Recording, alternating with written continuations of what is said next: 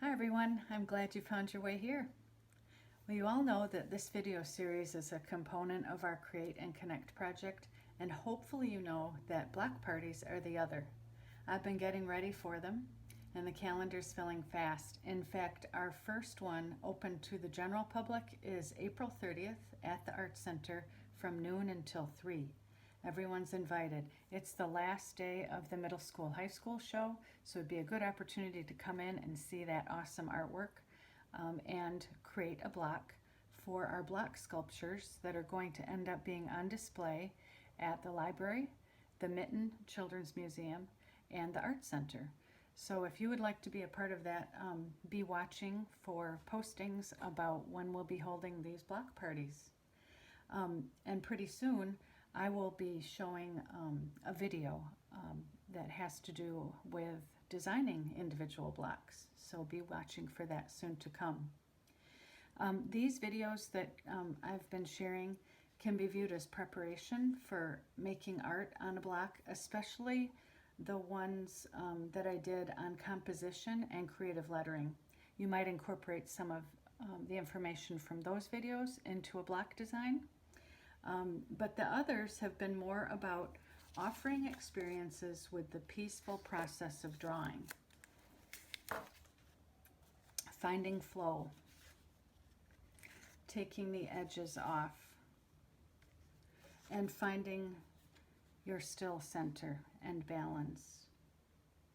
In this video, I'll talk about a different kind of drawing, and that is observational drawing, specifically contour drawing. When I teach drawing, I always start with this important statement: there's no right or wrong way to draw, only different styles. Adapted from this book, Drawing for Older Children and Teens by Mona Brooks, I break down the styles like this: non-objective, symbolic, abstract or stylized, and realistic or representational. With non-objective and symbolic, like we've done, flow and non-judgment can come pretty easily, and hopefully you felt it. But when we're trying to make a drawing look like something, that might make your inner critic anxious, harder to silence judgment, and worry about what it's going to look like in the end. I'll use a sketch that I've been working on as an example of that. I am working on this sketch of some plants in my house, and I realized that I wasn't feeling any kind of flow. I was worrying about what it was going to look like in the end, just worrying about the end result way too much. So I witnessed that, and I set that inner critic aside, and I just relaxed into my drawing. I'll encourage you to do that as you draw realistically. So when you start this, know that it will feel different. Observational drawing uses different parts of the brain than doodling does. It can be hard, but our brains like challenges. It's problem solving and focus. I find it's like putting a puzzle together, only I'm drawing the parts that will fit together to make the whole drawing come together. It's a different kind of flow. So I'm going to demonstrate blind contour drawing first. Blind contour meaning I am going to look at my subject, in this case my thumb, but I'm not going to look at my paper when I do it. So I'm going to draw here. I'm going to move my thumb off camera so I cannot see my paper as I do it. And I'm just going to look really, really hard at every little section of my thumb, and I'm going to try and reproduce that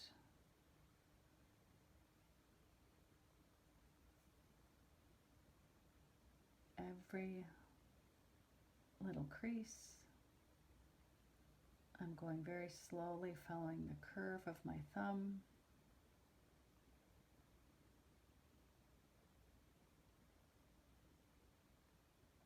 That's my thumbnail.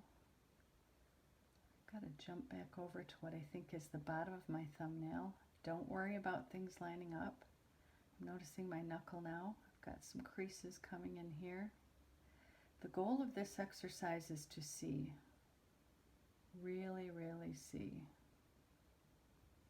every little detail. You're not worried about what it looks like on paper. Well, my thumb got fat because I couldn't keep track of proportion, and that's fine. Notice that I did see this. I noticed this crease. I noticed these wrinkles and where they line up below my thumbnail. This takes practice, and you'll never get it to your blind contour drawing to look exactly like your actual subject. It's about looking at the subject, not so much the paper. Now I'm going to try a different one, and I'm going to draw this block. Again, I'm going to try it blind contour.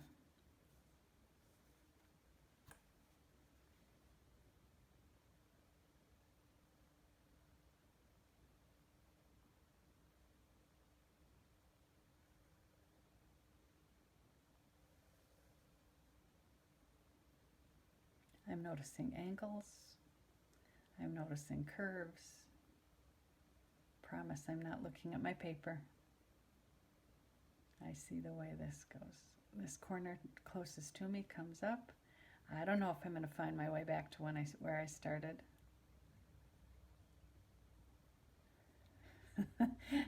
Obviously I did not.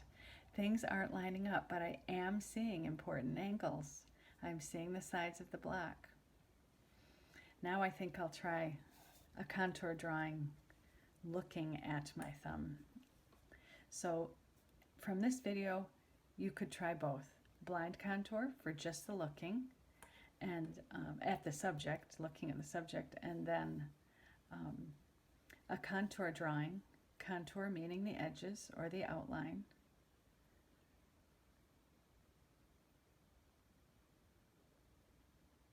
It's slow. It's hard to do when you're talking. Your brain wants to focus on one thing. Now I can find my way back. I can see more detail in those wrinkles, and they're going to be lined up with the rest of the thumb. I see this curve out a little bit, and there's my thumb. Now the block. I'm going to squeeze it in here. I'll have to draw very small.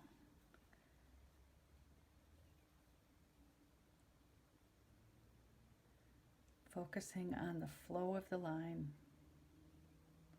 You might even try it without picking up your pen or pencil off the paper for that continuous line quality.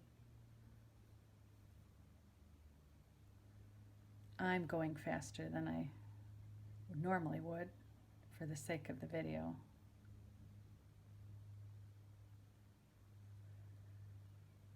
I see a little bit of a peek at the inside of that arch. My proportions are off, but I've captured the look of a block. The alternative to drawing something without looking at it is to draw it from memory. And sometimes that's where symbols come from. So if I were to draw this block from memory, it might look something like this.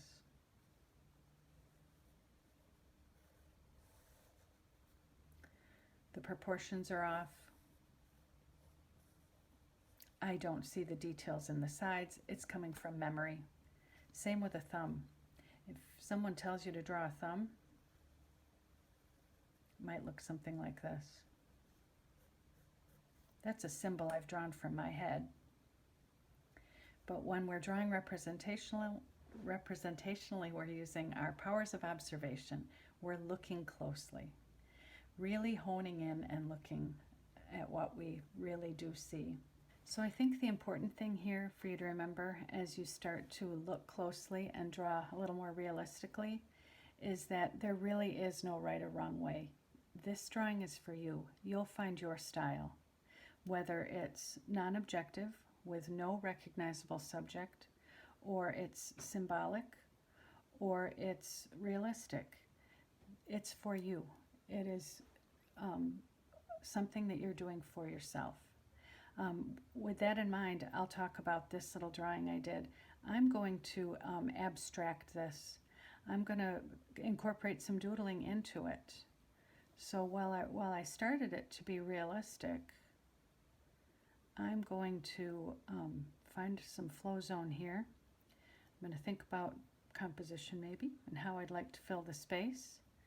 And I'm just going to abstract it, meaning it looks like a thumb, but it's no longer super real looking. To me, that's my definition of abstracting a subject. That is, you can recognize it, you can still tell it's a thumb, but I'm changing it so that it's not so real looking. And you can have a lot of fun with abstraction. I would keep adding to this. But instead of doing that right now, I'm going to leave you with this, having to do with today's idea of looking closely.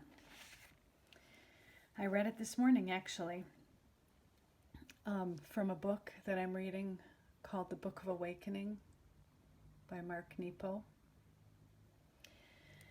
He says, when confusion or pain seems to tighten what is possible, when sadness or frustration shrinks your sense of well-being, when worry or fear agitates the peace right out of you, try lending your attention to the nearest thing. Give your full attention over to the nearest patch of life, and after a while, each thing attended will reveal yet another way back to the center being our stillness, the center being peace. When we're attending to details, when we're looking closely and lending our attention, that's what can come from this kind of drawing. It's different, but it is possible. Silence the inner critic, give it a try, and just have some fun drawing what you see.